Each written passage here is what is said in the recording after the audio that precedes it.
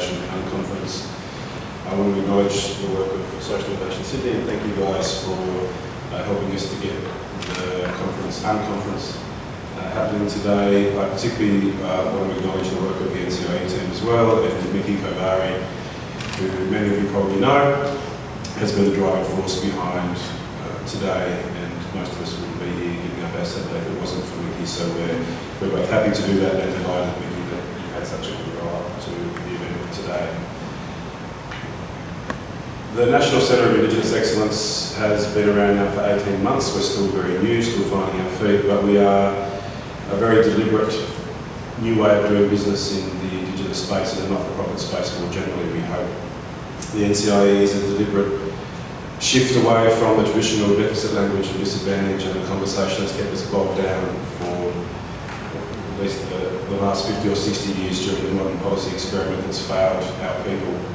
The National Centre of Indigenous Excellence is a move towards an assets-based approach that acknowledges contribution, resilience and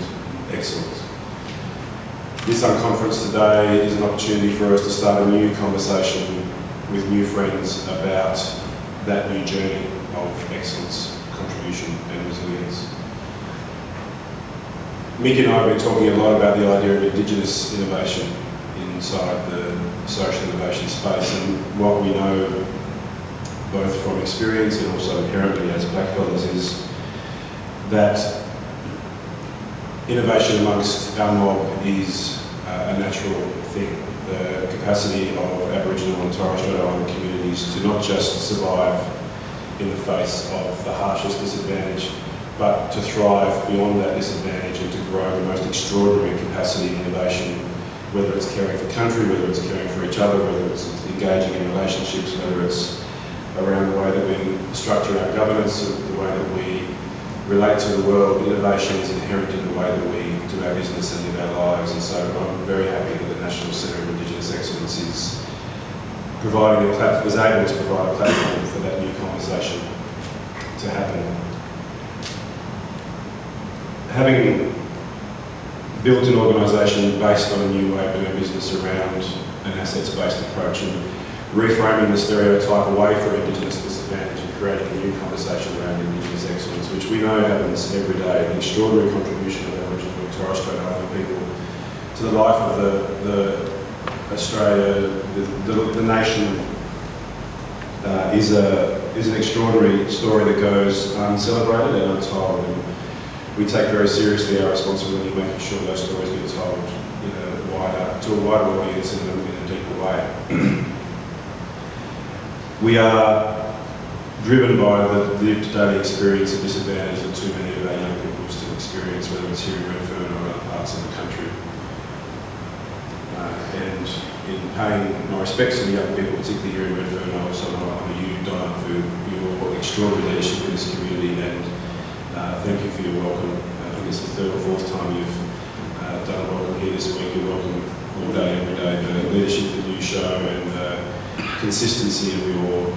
passion for our culture and the importance of this centre's role in reclaiming the space that's rightfully ours is something that we're very grateful for, so I thank you for that. And I know that a lot of young people here in Redfern take your lead in the way that they carry themselves in this community and the way that they build their own leadership, so thank you for that.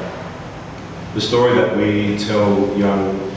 Aboriginal and Torres Strait Islander people is that they are deadly in every possible way. When they walk through the gates of this place, they're in a safe physical and cultural space that honours their deadliness in every possible way. But too often and too regularly still in the media, whether it's on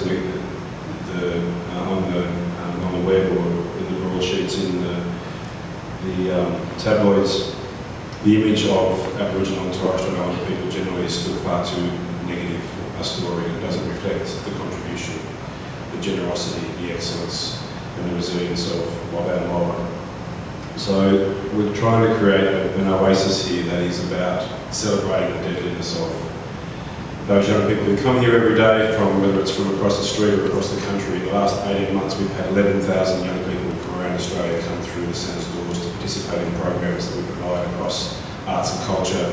learning, innovation, health and wellness and sport and recreation.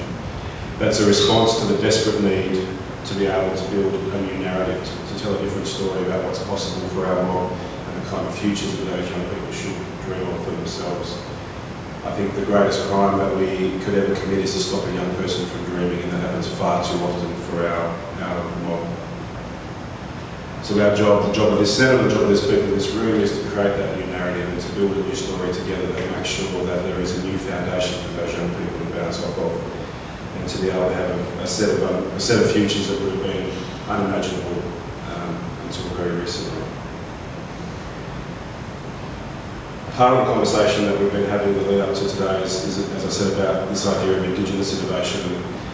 trying to create a new story and a new set of friends and a new audience for what is a necessary nation-building conversation. If we don't get this conversation right now, and if we aren't passionate and driven enough to make this a central conversation for the nation, then we're going to fail in the experiment that is called Australia. There's no doubt about that. We're starting to fail in so many ways already. The Australian experiment is unfinished. It's our job to make sure that the next parts of that experiment are driven through that acknowledgement of resilience, contribution, and the daily excellence that is demonstrated by Aboriginal and Torres Strait Islander people in every aspect of the way that we live our lives. I don't know much about, but I don't know much about the innovation space except the contribution, the daily contribution that blackfellas make to it. Mickey is my teacher in terms of how we engage with social media and social marketing and the new channels that we have available to us in terms of the way that we build that narrative and hold the conversation live and real on a daily basis. We know that racism, institutionalized, individual, the lived daily experience of racism for our young people is still far too much a feature of their lives, and we need to change that profile. The natural violence between us as blackfellas is unacceptable. Nick Good of the Social Justice Commission has given some public speeches recently about that, and the social justice reports this year will feature heavily on this idea of combating natural violence. But if we, as blackfellas, don't start to have the honest conversation that Tanya and Ruth will talk more about in a while, if we don't start to have the honest conversation about the stuff that holds us back, then we can't invite other people into an honest conversation about filling that narrative, that nation-building narrative that we need to have. While the National Centre of Indigenous Excellence is very much about honouring contribution, resilience and excellence, and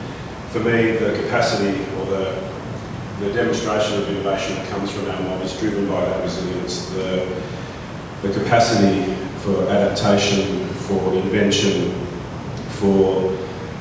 creativity around the way that we engage with country, with other people, with challenging ideas, is driven from what I think is DNA-based resilience and DNA-driven capacity for innovation. I think that's why this conversation is so important, because we have so much to add in the innovation space that hasn't yet been touched on. But in order to do that, we really do need to acknowledge, as we do here at the National Centre of Indigenous Excellence, that lived daily experience of disadvantage.